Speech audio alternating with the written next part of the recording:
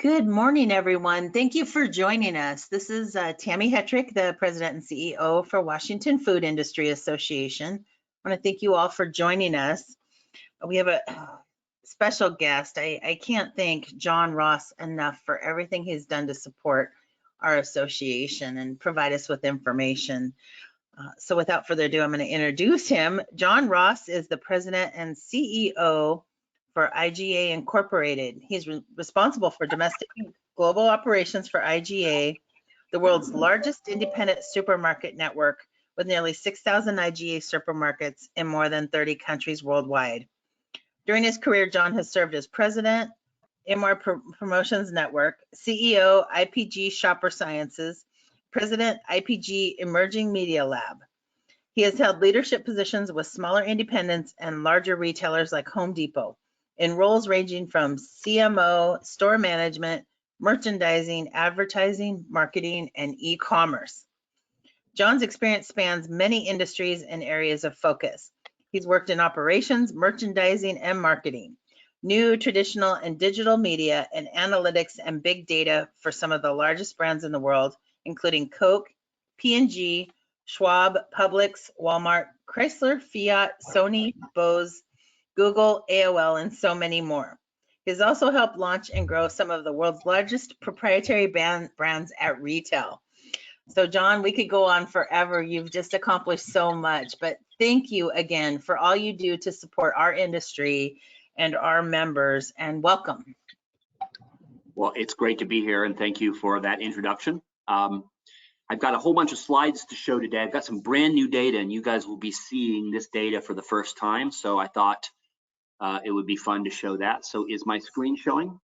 Yes, it is. All right, here we go. So I'm going to be talking about mindset. Actually, that's what this presentation is all about. And I'll start with the mindset of the consumer, and I'll go like 4 slides on that and show you some data, and then I'll get right into the mindset of our workers. Every once in a while, a crisis or a challenge comes along, which is existential in nature. And so, a funding crisis, housing crisis. When I worked for Home Depot, the housing crisis was one of those where it makes you really challenge your industry. And obviously, if you're in the service industry, the inability to find and attract and to keep high quality workers could be an existential strategy. So we did some proprietary research on that, and I'll be showing that data with you today about what we think is really going on in the marketplace. It is just misery that here I am in August of 2021 and I'm still showing COVID slides. And I thought maybe this was gone, and here we are back talking about COVID and COVID and COVID, and I'm so sick of talking about it. It just drives me crazy. Certainly COVID has changed our world, and it's created these massive comp store sales, and you can see here this happened. That red negative bar is actually some of our international stores. I probably shared with this audience before that IGA has 1,200 stores domestically and growing. We've got 6,000 stores internationally and growing, including 1,000 stores in China. And I'm always really curious about what's going on. If you look at what's been going on internationally, they have not been experiencing what we've seen in the United States. When COVID started lapping and we started coming into first and second quarter of this year, all of a sudden, many of our international markets went negative. In the United States, we're certainly not having the same kind of ridiculous comp sales, but there are a lot of markets and a lot of retailers that are actually lapping and beating last year in COVID. And that's something a little bit different in the United States than it is internationally.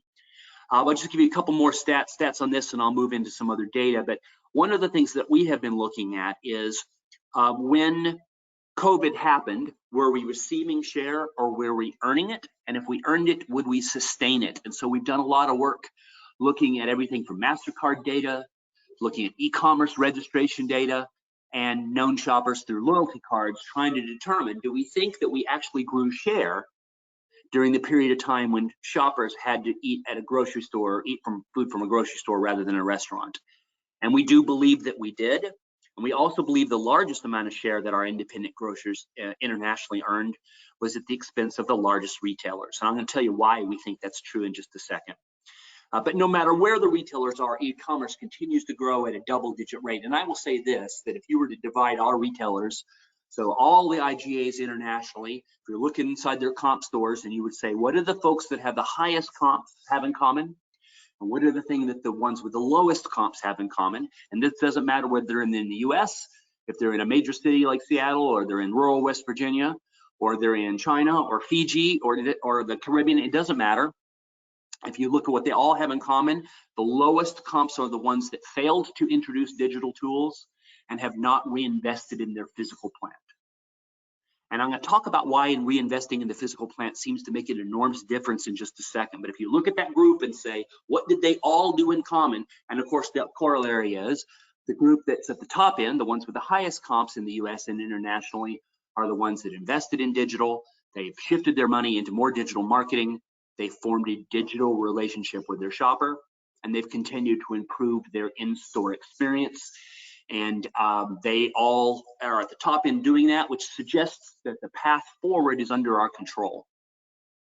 Now, COVID, I want to talk about psychology for just a second. So, you know, I was taught as a marketer, when you go into a marketplace, you understand who your shoppers are, so their age and their income and their, you know, ethnicity, whatever. You want to try to figure out who your core is and who you want, but you always try to understand what motivates them. Because if you can understand their motivation, you can provide a service then that meets their needs. And if you do that, you'll grow share. And so in our current environment, one of the things that's unique is this world of which our shoppers are increasingly afraid. And they're not just afraid of coronavirus, they're afraid of everything. And the news media has been very effective over the last 15 years at creating an environment of fear. So whether the shoppers came into COVID afraid that their food isn't healthy, or that they have too much gluten or too much sugar or too much salt or too much anything, whatever it is, right? And then they might be afraid of environmental concerns, sustainable farming and child labor and green packaging. And you stack up all of these fears on top of each other. And then you layer on top of that the issues with COVID, and whether that's fear of physically getting sick yourself, or even worse, passing it on to your family member, which is usually the #1 answer in all the work that we do or that we subscribe to. Or it's fear of things like you're missing out. Your children are missing out on cool milestones. You're missing out on events with your family, right? All of this stacks up onto the shopper. And if you were to do a psychological profile, you would see that our shoppers in general are responding that they're more fearful and more concerned and more worried. And then on top of that, in the United States in particular, we have both economic instability, and you have social unrest, and you had political unrest last year like we've never seen. And so these stacks up. So we're serving a group of people that are more wired and more afraid than we've ever seen in our stores before, or in online. And when people are afraid, they start behaving in very specific ways. And so one of the things they do when shoppers become concerned, they become more mindful of the way they spend money, and they start looking for ways to reduce their financial risk. Because when you're uncertain, whether that's about politics or it's about health issues, they shrink down and they become more thoughtful. And you look at the #1 answer on this, one of the things they're doing is researching brands and products online before purchasing, both online and offline. And that's a really interesting thing. So keep that in mind. That may be one of the reasons why retailers who have invested in digital, and whether that's a digital program or better media or an e-commerce, why they're seeing such better results in IGAs rather than non, is because shoppers are increasingly going on the line looking for a partner that can help them. All right, so you got all this fear, you got this shopper's mindset. So then the next question is, we as marketers, right, you often think, okay, well, my advertising sits over here. That's what I do to raise traffic. And then when I want to hire people, well, that's a help wanted. That's recruiting. And we tend to act like recruiting and marketing are two different things. But of course, they're not. They're exactly the same. And if you think about your recruiting as marketing, because what can I do to attract someone who would want to come to work to my store? And what can I do to keep someone who's working for me loyal to my business? The same marketing techniques that you apply in recruiting and retention are often very similar to the science you use for recruiting shoppers. So we went out and said, let's go survey hundreds and hundreds of shoppers, and let's try to find out what's going on in their mind. And we've got this really weird thing going on right now where our economy is both, on one hand, stronger than it's ever been before. I mean, you look at it and you go, the stock market's up, and the GDP rate came out. It looks like we've overcome any GDP loss we had last year, and housing rate, housing purchases are going through the roof. And yet on the other side, you have the highest, usage of SNAP and WIC in our stores since the housing crisis of the early 2000s. So you've got this bizarre environment where it's a best of times, worst of times, and who knows how to predict what's going to happen. This specter of inflation, and yet luxury goods are sold out. And if you go into a Rolex store nearby you, there'll be a line out the door, people trying to get in, and they'll probably have a backlog on the product. And so it's a very weird economic environment, and it's hard to make judgments about how to invest in your business or what to do when the signals are going both ways. And this is true for workers as well. So you had a huge crop of workers that got laid off out of the hotel industry, out of the entertainment industry, out of restaurants and manufacturing, some of them, and some kinds of retail. If you're in the sporting goods or the clothing industry, you were laying people off last year, right? And so you had millions of Americans that became unemployed that was not of their own volition. And at the same time, you had millions of Americans that chose either to reduce their hours or not go back to work for a whole variety of reasons. And of course, now we've got millions of Americans who are sitting out of the workforce and hesitant to come back. And so we wanted to go and talk to them about what's going on. So we are looking for, so the first question we asked is, of people out there, and by the way, this survey was done, this is equal split males and females. We capped the income of the study to try to capture the majority of service workers. So I think the total household income on this is $75,000 a year. We have a cuts that are higher, but I'm only looking at this. And we tried to look at people that had service-related jobs, so that we're not looking at someone, working in the tech industry in Silicon Valley or something. So this should be our core workers in this study, and an equal mix geographically as well. But so we wanted to ask the question: so are you actually working? And if you're not, are you looking for work? And so what we found is that there's more people out there looking for jobs than not. Well, that's a surprise, I think, to a lot of people. So first off, it feels as if no one wants a job. And if you were in the restaurant industry where you laid off a bunch of people last year and now you're asking them back, you are certainly seeing that a lot of people that you laid off don't want to come back. Now, in the grocery industry, we didn't lay anybody off. In fact, both in wholesale and our manufacturers and in groceries, we've been hiring the entire time. We've been trying to capture people the entire time. So there's something weird going on here that we needed to go look in a little deeper. But then there's this group here. There's 23% of Americans that say that they're currently not looking for a job, but they were employed 12 months ago. Okay, so what's going on with them? So the rest of the study, I'm going to be trying to look inside them. And I played with the data a little bit to make these slides clearer, but we're going to share the full presentation, and I'll make it available to your association, and we'll put it up on the IGA website as well, so that you can get to it, so you can look deeper into this data and you can see more. I truncated this just for our presentation today. All right, so first question. So of those people who are out there, how long do they think it will be before they go back to work? And weirdly, right, the tied for first place is other, and the other is a whole bunch of stuff in here, including some people who are choosing to take early retirement, and there's some people here that are choosing not to go back until their spouse gets a job, and some of them that are moving cities, and there's a lot of kind of general, and those answers in this study are pretty much what you would see when you do a survey like this, COVID or not. But what's unusual is this more than 12 months. You have a large percentage of people that were out of work that are saying that they're probably going to wait a longer period of time before they go back to work, and that is new. That is new.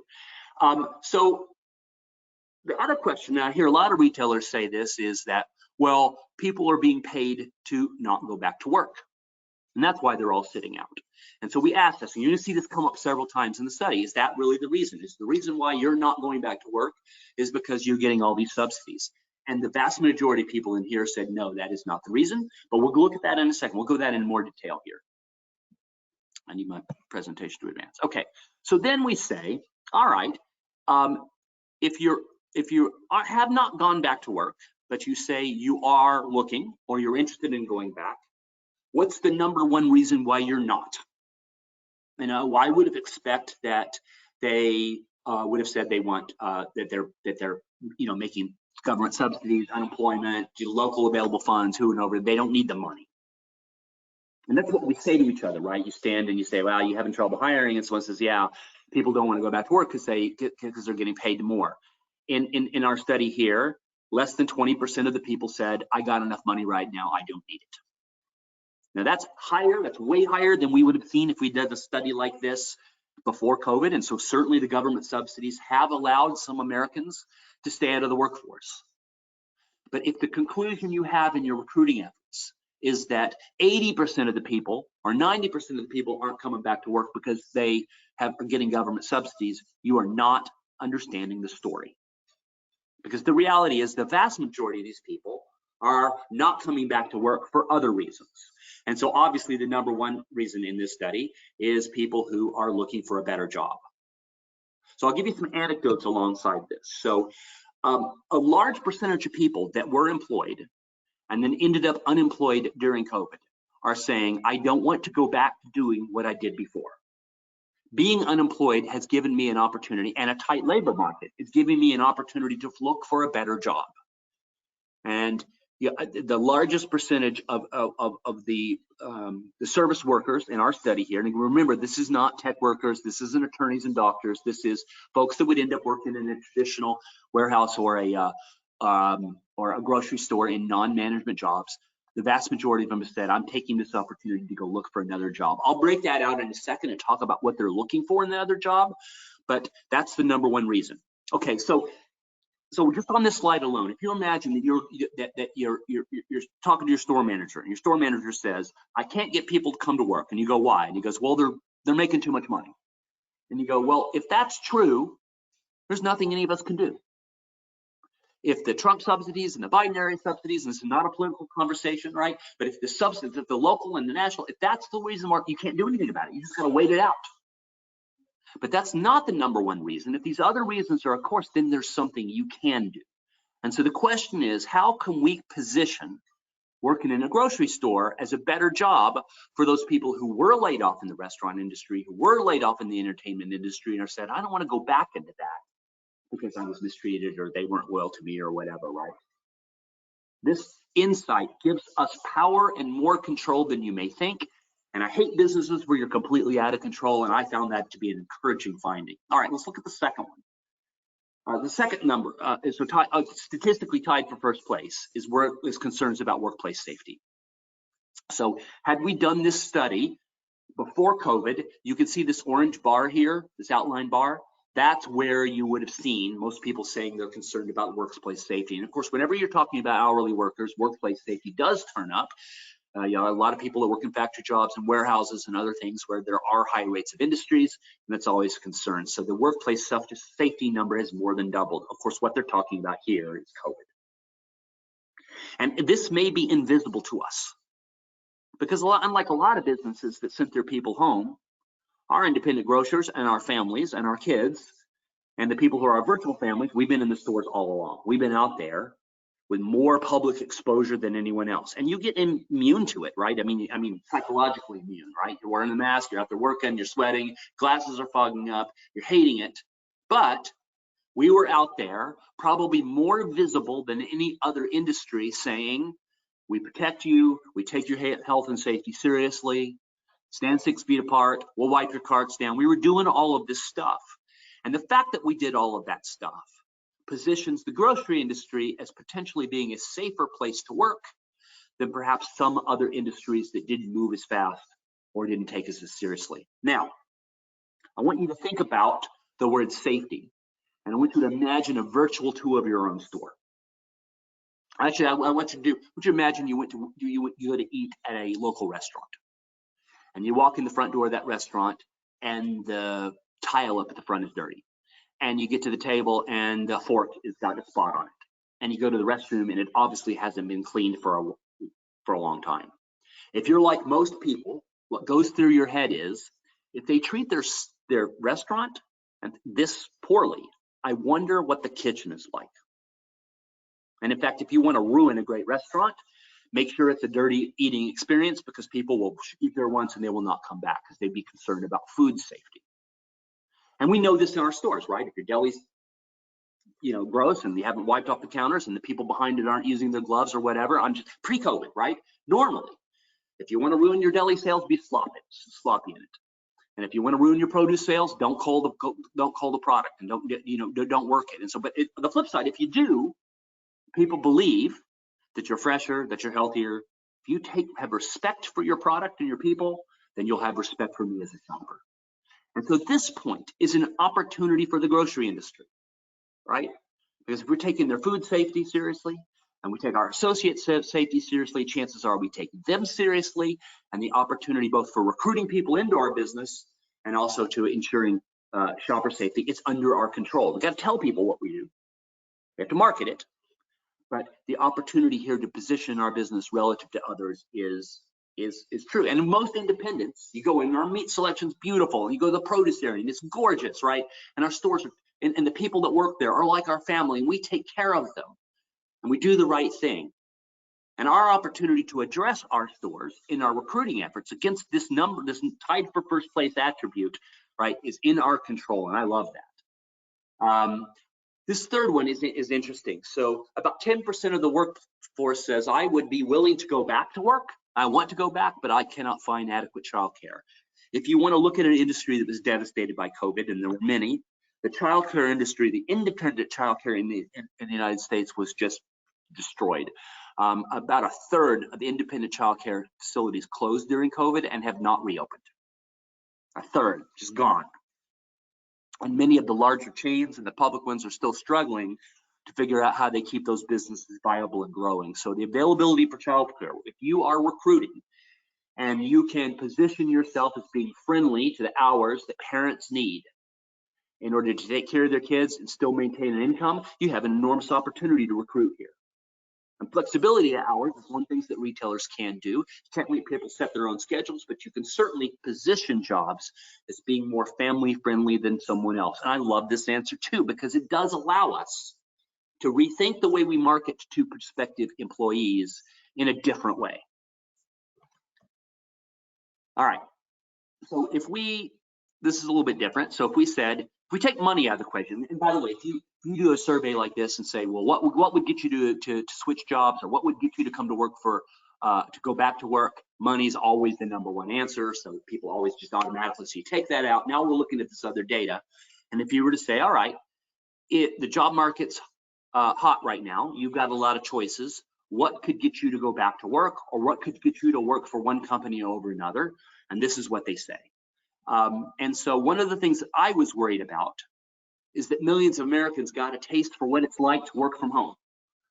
And I don't know about you, but I've done some Zoom calls wearing, a pair of shorts and a t-shirt, and I've been very comfortable and very relaxed, and I can wander and I can take my dog for a walk, and pretty soon you start thinking about, this is not too bad. And I was afraid that we would come back in and see that millions of Americans in the service industry that got a taste of what it was like to work from home would want to sustain that. It turns out that it's less than 18%. Less than 20% of them say that's not the reason why they're not looking for work. Okay, I think that's good news for us. That means we can do something. It's hard to compete in the grocery store. We, as an industry, don't have a lot of jobs where you can work from home. So I think that's good news for us. Second thing on this, come on, my computer is not moving. There it goes. Second thing on this slide is to look at what they are looking for. And so you'll see here, better life quality. All right, so what does that mean? So if someone says, well, I want a better quality of life, what are you looking for in a better quality of life? So here, if you were to unpack that, if I were to show you more slides on this, that orange bar would say, better quality of life means a place where people respect me, a place where my boss looks out for me versus exploits me, a place where I feel like I've got an equal opportunity for advancement based on my ability, a place where I feel like I'm treated as a human and not a commodity. So that's an interesting list, isn't it? When I go visit independent grocery stores, I go in an IGA and I say, tell me what you do better than anybody else. And often the number one answer is their people. And they'll go, this is Charlie, he's been working for us for 25 years. He's like a member of the family. This over here, this is Lisa, she's been managing the deli forever. And we tell stories about our loyal associates. We talk about them as if they're family members.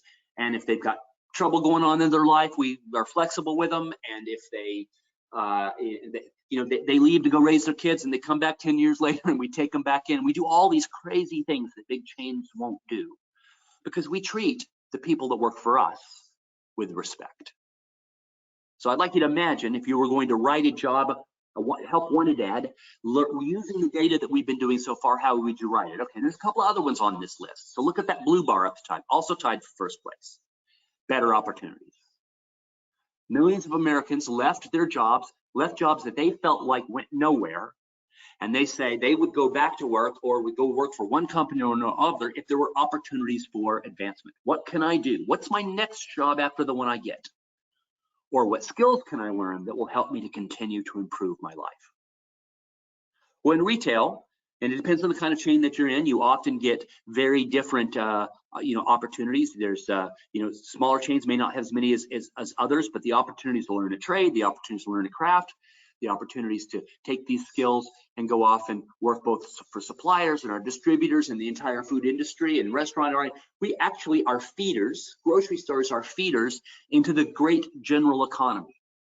And if you took 100 people in a room and you said, I would like you all to raise your hand and tell me as teenagers if you work in a grocery store versus other kinds of businesses, we'd be the #1 answer. The reality is that America's business leaders, including me, probably the majority of them, one thing they have in common is they probably started off in the food industry in some way. What an incredible opportunity. Do we tell people that in our ads? Do we talk about where these jobs go from here? Do you say that the CEO of IGA started off as a lot boy? Probably not. Right. And then finally, that one at the top there is more flexible hours, and you can see more meaningful work on there. I'm going to talk about meaningful work in a second, but more flexible hours. Unlike a lot of jobs, we have the opportunity for flexibility. We do need people who are willing to work nights and weekends, but the way we run our ads are often make it appear as if we're totally inflexible. And then finally, and more meaningful work, the little light blue bar there. If you look at younger shoppers, that's younger workers, that's even bigger. And the younger you go, the bigger the light blue bar moves.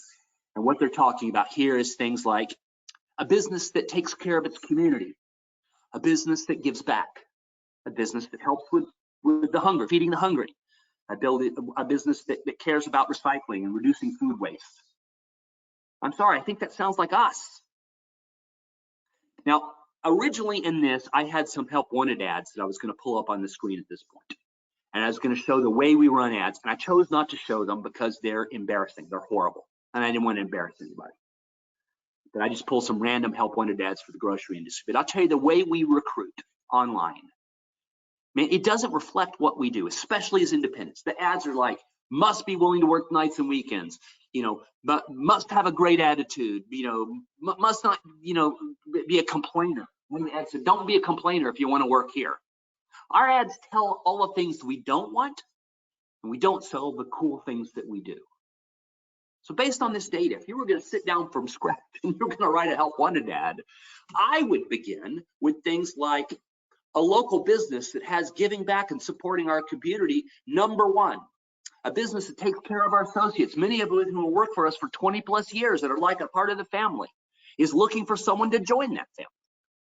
Imagine if you took all the great things that we do based on this study and you rewrote the way that you target and retrained your associates on how they do their first job interview.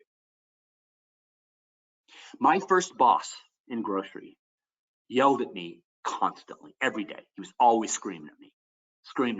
I was 14, 15. I could do nothing right. He loved to yell at me. And to this day, if I come visit you and your office is in the mezzanine and I have to walk up the stairs and go to I still get that feeling in the pit of my stomach. It's like, what have I done wrong this time? He screamed at me all the time. And if I was running, I wasn't running fast enough. And if I was sitting still, I was in trouble, right? It's like the military. And when it came time for me to go back to high school and I said, hey, I'm quitting, he said, well, you should keep working. And I go, why? You scream at me every day. And he goes, oh, I love you. You did great. And I went, well, why are you yelling at me all the time? He goes, well, that's how I was trained. You just yell. I don't know if this rings true with you.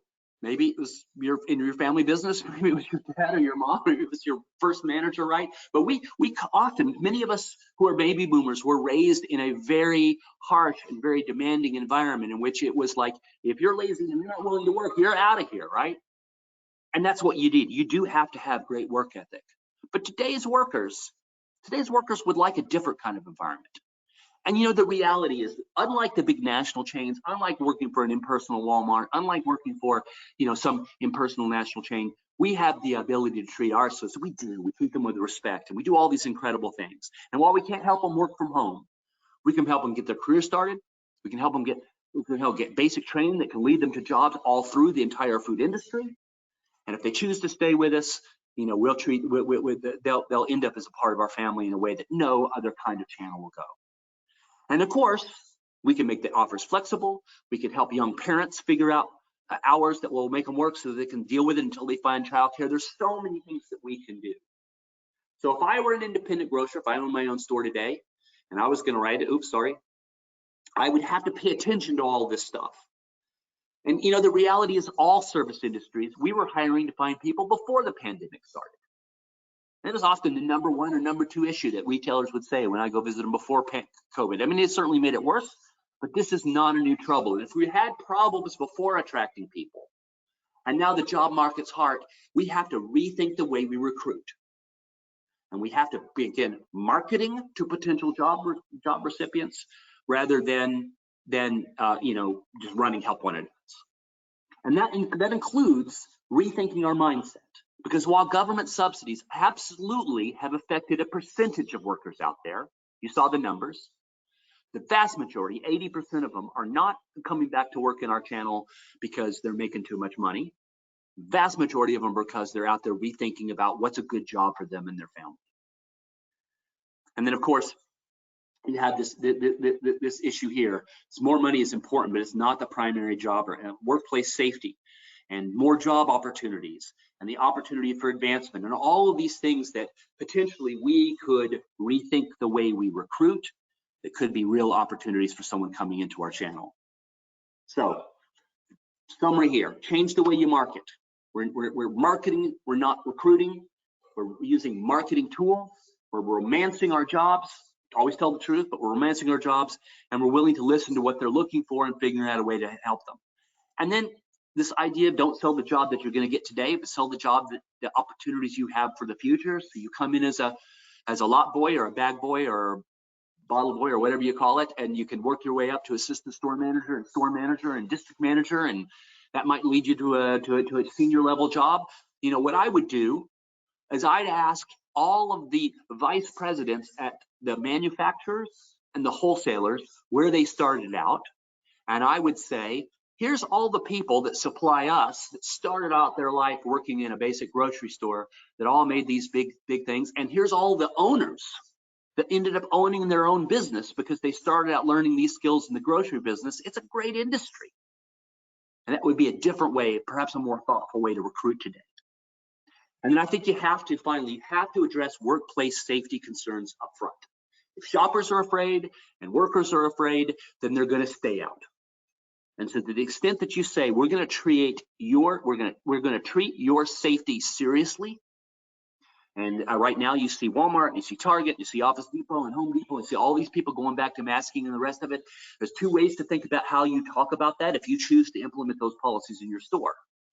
One way is to say, I'm having to do it because others are doing it. You complain, and man, I hate wearing a mask, right? But another way to do it is to be able to say, we're doing it because we treat the safety of our associates and our shoppers as being job number one.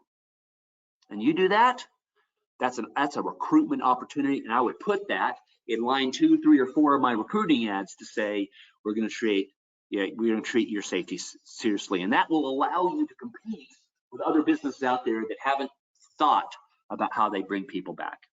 And then finally, this last one, this is a real issue. Young parents, and we do have a lot of two-income families where they've got presence of children in their household, right? You know, the grandparents and their families can only go so far, and with a third of independent childcare workers not reopened since COVID started, those businesses failed, and maybe years before the capacity in childcare reopens, the opportunity to use flexible hours so that they can figure out in a two-income family how to take care of their kids and still bring in income, that would be at the top of the list when I'm recruiting and when I'm talking to potential job recruiters. I've got 2 more tactics for you. One is recruitment bonuses. So number one is, and I don't have a slide for this, but number one is to recruit from your own customers. At Home Depot, we knew that if we recruited from people who bought a lot from us, that often they loved the store so much they wanted to go work there. And so using your ad and your direct mail to say, if you love shopping here, you might love working here, and that works. And the second one is the opportunity to pay a recruitment bonus. Bring your friends to work. So if you recruit someone, paying a bonus, not just a stay bonus or sign-on bonus, but a bonus if they bring a buddy, someone that they know or a member of their family in to work with you. Well, both of those tactics are working and seem to be working. And I got both of those tips out of some of our stores internationally. They're having really nice results, improving their percentage completes. So I think I've got plenty more I could talk about, but I think it might be more interesting to stop here and maybe take some questions. Tammy, what would you like me to do? Yeah, I think that would be good.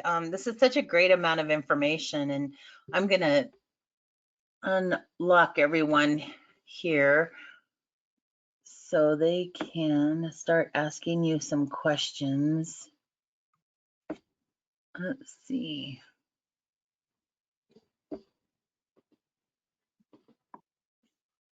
I'm trying to figure out how to do this easier. Tammy, So, I'll make sure everyone's unmuted. they are unmuted? Most of them are. I'll make sure everyone is. Okay, thank you. Can't do me. So if you, yeah, we're gonna unmute everyone, and then if you could just mute yourself unless you have a question. And I just kind of want. Hello?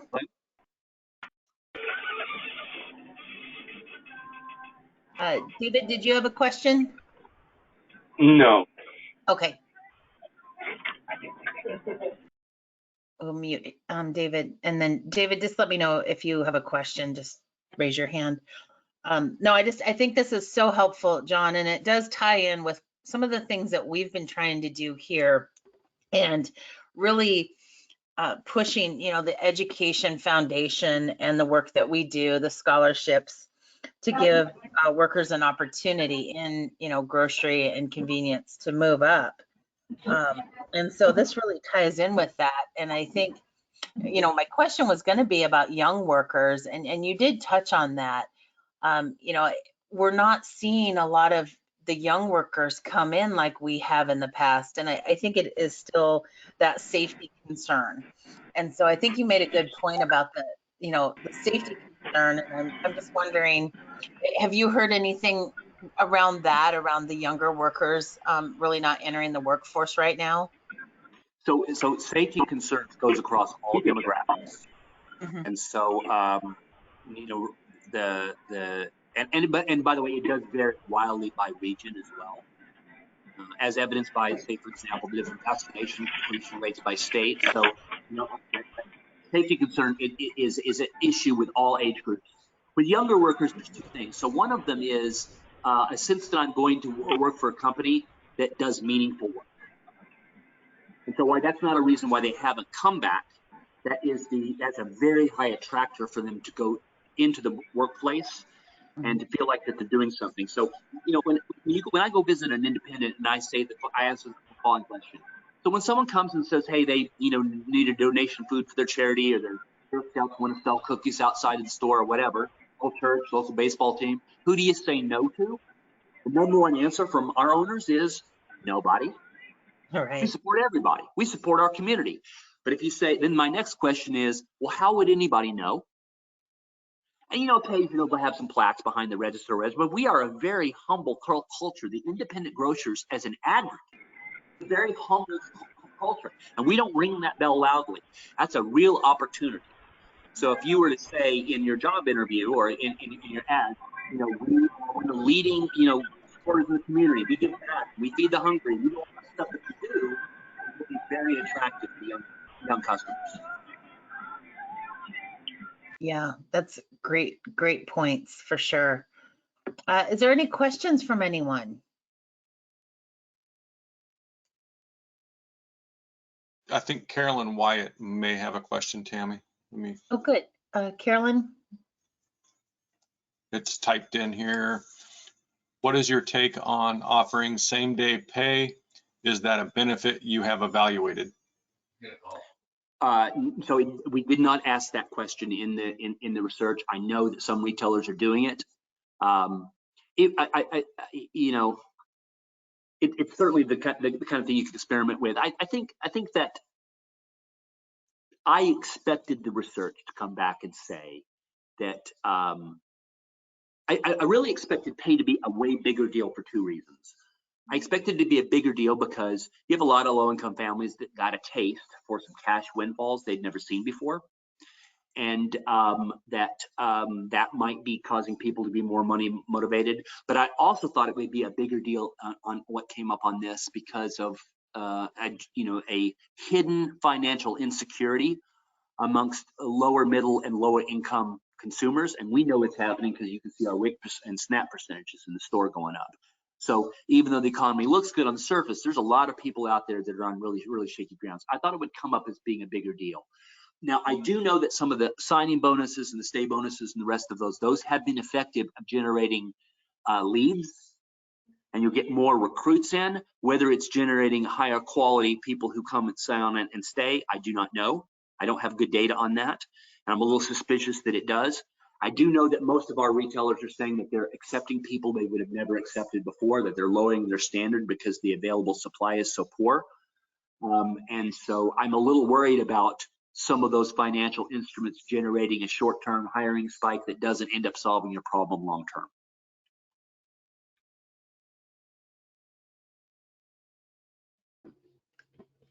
Thank you, John.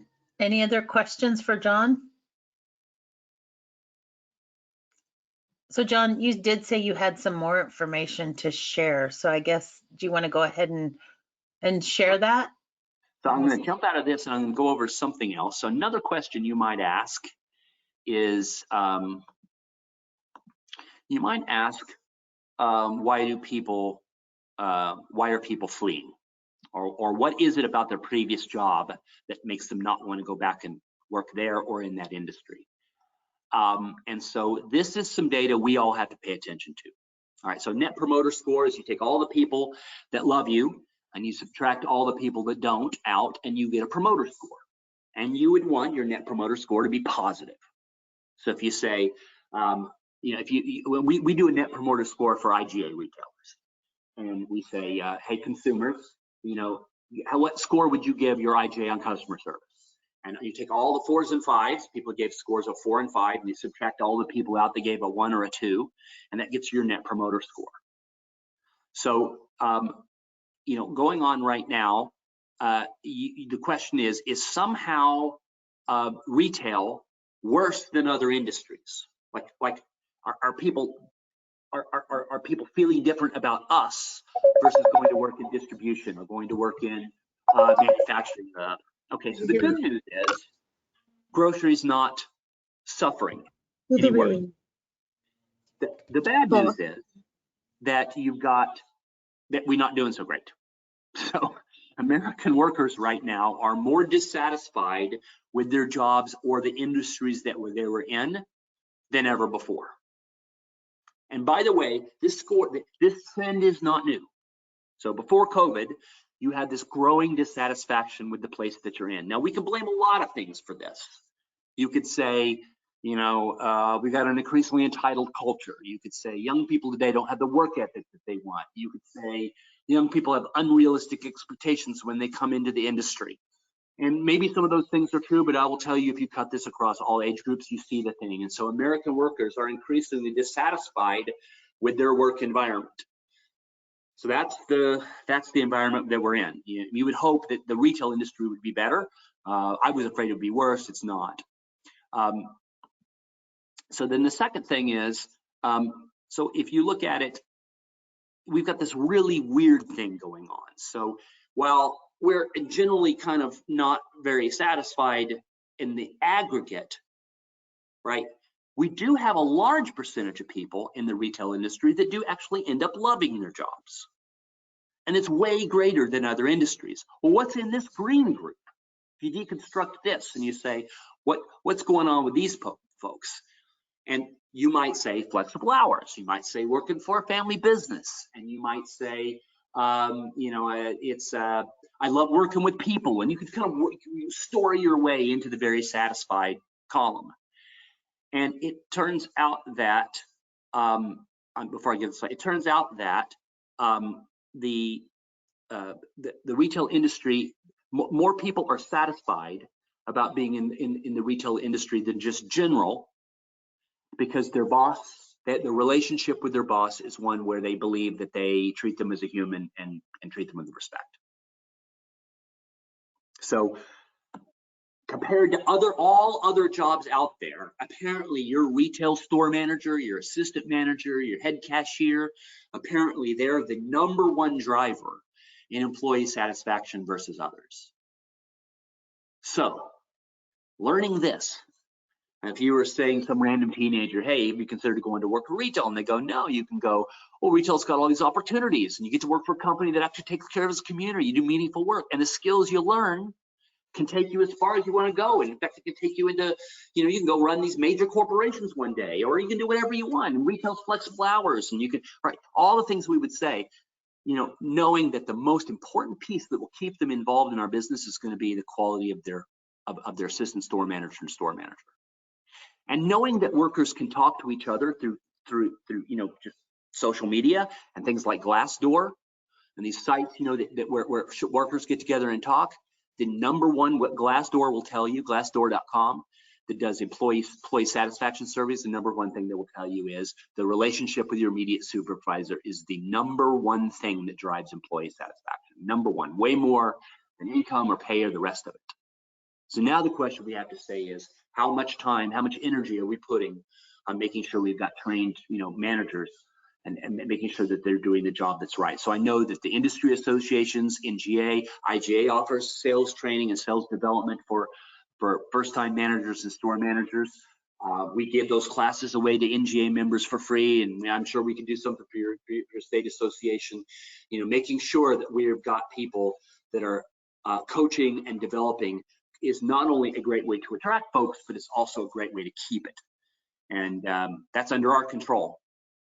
And here's just another way to look at it. So what extent was your relationship with your manager an impact on your overall satisfactions? This is all other industries. In our business, 71% of the people say, my next up supervisor is the most critical role. Okay, so if you take a giant deep breath on this and you say, all right, I want to imagine my managers in my head. And you want to imagine, you're trying to think, what would it be like to go back and be someone in their teens or their 20s and go to work for that person? What would that experience be like? Is that person like my first boss, screaming at everybody all the time? Is that somebody who was trained that way? Is that somebody out there who thinks that all young people are entitled and they're lazy and they don't want to work hard and they're treating them? Or is that somebody who's willing to listen and maybe change the way they manage in order to make sure that people feel good about their job? Because like or hate this slide, you may hate this data. You may be like my dad, right? And love to scream at people, or my first boss, right? And if my dad were still alive today and still running a small business, I'm sure he'd be saying those things. People today don't want to work. Well, you know what? My grandfather said that about him. And we tend to work our ways, just to rethink like how critical that first line supervisor and that manager are. And if they have not had the skills or the training, they're not rethinking about how they treat your first time workers, they're probably more a part of your churn rate than ever before. And the fastest way to get your hours is to reduce your churn, not to recruit. So if you can cut down the number of people that you lose a year and a half, you can do magic with your numbers. And this is an interesting slide. So if you were to say, all right, well, how often do people in retail consider quitting versus some other industries? Maybe we're better to work with, or maybe we're worse. And this is something we all have to be honest about. So if you look at this, we're 21% of people in our industry consider quitting their job regularly. I think the way this was asked is versus 4% for all other service level jobs out there. Well, we got to be honest with ourselves about this, right? the way I was trained and the way I was treated as a teenager, as a young person in retail, and the tough skin that you had to have, and the way, maybe that served us well then, but maybe that we need to rethink how we're doing. And I'm not talking about giving in and making letting workers walk all over you, but it is thoughtful to imagine, what could I do to reduce that in half? What could I do to reduce that in half? Because your own associates are your best recruiters. So if you think, how could I get more people to come and raise their hand? Friends and family of the people that work in your store are a great recruiting pool, because if they're an advocate, they'll bring people into your workforce that they like and trust. And if they're not, they're sending workers away from you. If you were to do this study with your own associates, and I know this is hard during COVID right now, and I know it's tough because people are worn out and they're tired and they're frustrated, but even if you've done this research before COVID, we would have seen some very similar results. This is not new, right? We have to rethink about how much of an advocate our own associates were. And if you did this survey, and then you sat across from the people that said, you think about quitting your job all the time, the next question is, what could I do to fix it? What could I do to keep you in your job? Like, what's going wrong in this job that makes you constantly thinking about leaving? And the number one answer, by far, you get all the other answers and total them up, they don't compete with the relationship with their first supervisor. It is the absolute number one answer. And this is Dr. Paulo Gelzer that runs the IGA Institute, and he does this training all the time and all the recruiting, and it's just always inevitably, and we do that routine for IGAs where we go in, if you've got a store that's struggling or you're trying to improve sales or whatever, we go in and we do, one of the first things we do is an employee satisfaction survey, because the reality is that people are miserable. They don't implement what you want them to do. It's hard to improve your store if your people don't want the store to improve. And so that employee satisfaction, it often catches the entrepreneurs by surprise. That they go, well, that's not my problem. My problem is I just can't get people who want to work hard. It's like, maybe we ought to look in the mirror. Maybe they do want to work hard. They would work hard for you if they felt like you respected them, or that you treat people with respect, or we've got an environment of respect. So this leadership development program, and I know this is not the answer a lot of people want. It really isn't. What they want to hear is, it's the government's fault for giving away a bunch of money, and I just got to wait it out. And eventually these people will be so desperate they have to come back and work in the stores, right? And that's a story you can tell yourself. But we had a problem recruiting before COVID, and we're going to have a problem recruiting coming afterwards. And the reality is we have to rethink how we train and how we coach. If we do that, we can solve this problem now, or we can begin to solve it. And it'll be a gift that we'll continue to give long after COVID is done. And with that, I think I probably am at time. Tammy, any other questions? I don't see any other questions on here. I will ask one more time if there's any questions before we close.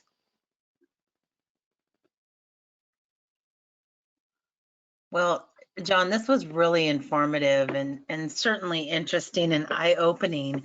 I do think the financial support has allowed people to rethink, their opportunities.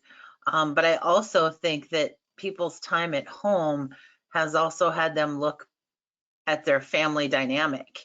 And so certainly we need to make these jobs attractive, but as you've said, how we treat those employees is really critical. And I know just visiting stores and learning this industry, I see that where people are happy and they have, good managers, you don't have a lot of turnover. So that's to be valued. And a lot of the members on the phone today are like that. And so I commend them all.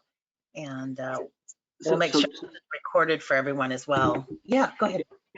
Tammy, just one thought. So within the IGA Coca-Cola Institute, which is our giant training library, that training library is available for any NGA members.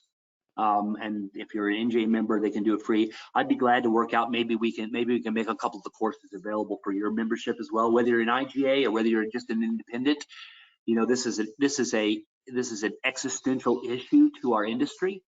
And if we want young people to come and work in our businesses, we probably have to rethink how we recruit and how we train and coach. And it's very, very important.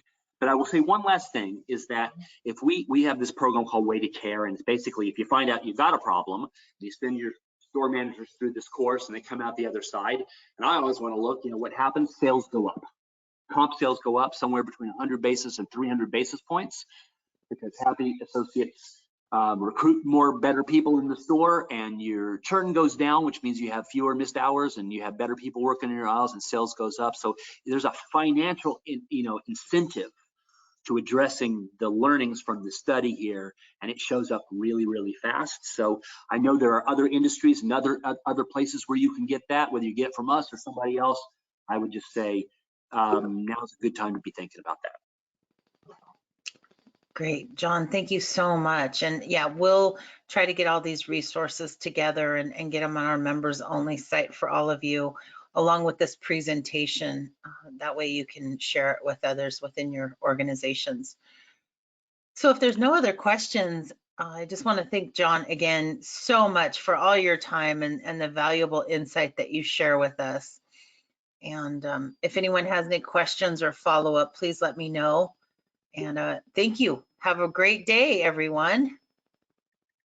Bye all. Thank you. Thank you.